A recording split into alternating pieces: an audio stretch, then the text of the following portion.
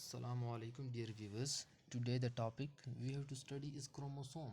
आज का हमारा जो टॉपिक है वो क्रोमोसोम के मुताबिक है, क्रोमोसोम से मुतल्लिक़ है कि क्रोमोसोम क्या है, इसके बॉडी में क्या फंक्शन है, किधर मौजूद होता है। तो ये सब आज के लेक्चर में हम पढ़ेंगे। सबसे पहले मैं आपको बताता चलूँ कि क्रोमोसोम दो वर्ड से डिराइव हुआ है, chromo and soma. Chromo colour को कहते हैं और सोमा बॉडी को कहते हैं, यानी colour body is called chromosome. Chromosome को सबसे पहले वाल्टर फ्लेमिंग ने 1882 में डिस्कवर किया था। वो सेलेमेंडर के लार्वे को स्टडी कर रहा था, उसमें रैपिडली डिवाइडिंग सेल थे, उधर उसने क्रोमोसोम को डिस्कवर किया। क्रोमोसोम सबसे पहले कंडेंस फॉर्म में होते हैं, जिसे हम क्रोमेटिन फाइबर कहते हैं। यूजुअली ये नेग्लिजिबल होते हैं, नज़र ही नहीं आते हैं, लेकिन जब हम सेल डिवीजन को स्टडी करते हैं इंटरफेस में, ये हमारे पास मेटाफेस प्लेट जो है वहाँ पर ये क्रोमोसोम हमारे पास विजिबल हो जाते हैं, नज़र आ जाते हैं।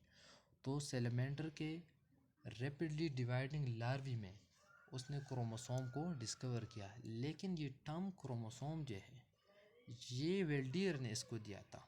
वेल्डियर एक दूसरा साइंटिस्ट है। क्रोमोसोम हमारे पास प्रेजेंट होते हैं यूकैरियोटिक प्लस प्रोकैरियोटिक दोनों सेलों में मौजूद होते हैं, लेकिन प्रोकैरियोट्स में डीएनए सिंगल स्ट्रैंडेड डीएनए होती है, उसे ही हम क्रोमोसोम कंसिडर करते हैं। अगर हम क्रोमोसोम के नंबर के बारे में बात करें तो ये स्पीशी टू स्पीशी वेरी करती है।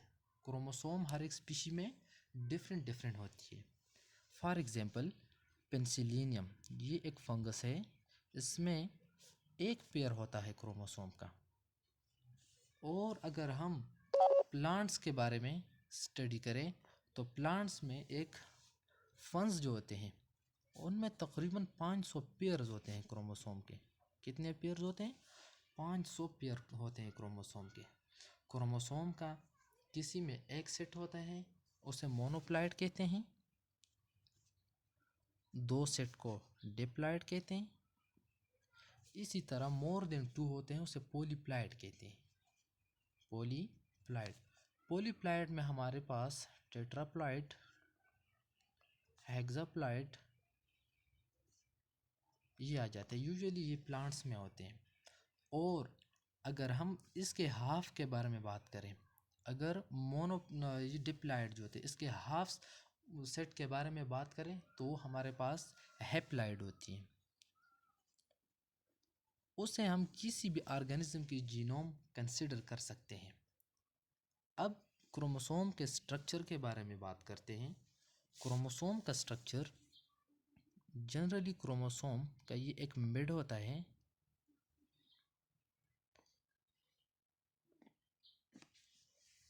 और ये साइड पे क्रोमेटिड्स होते हैं।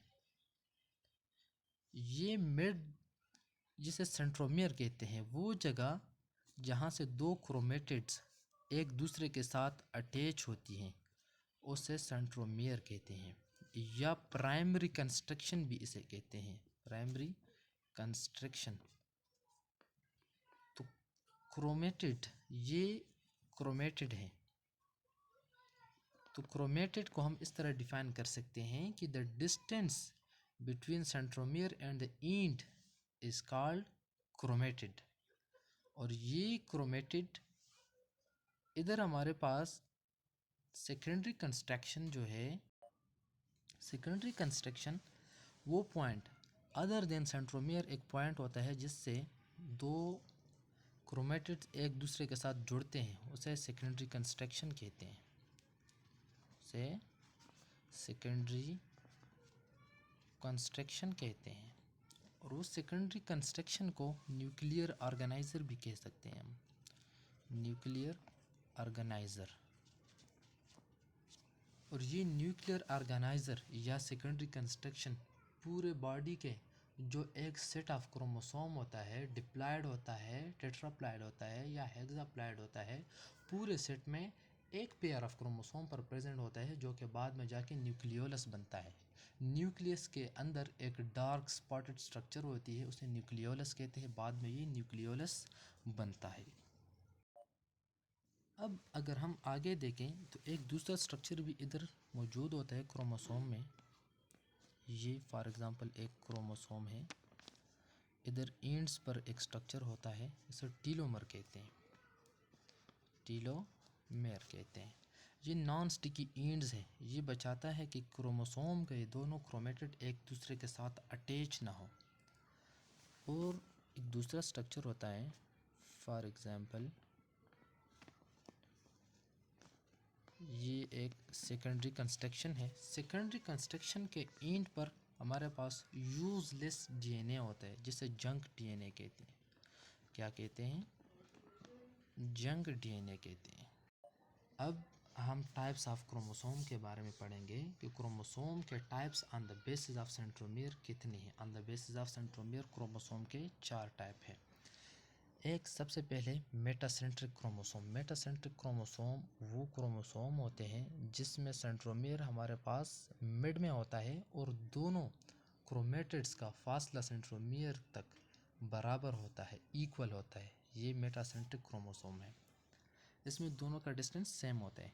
दूसरा टाइप जो है वो है सब मेटासेंट्रिक क्रोमोसोम। सब मेटासेंट्रिक क्रोमोसोम वो क्रोमोसोम होता है जिसमें एक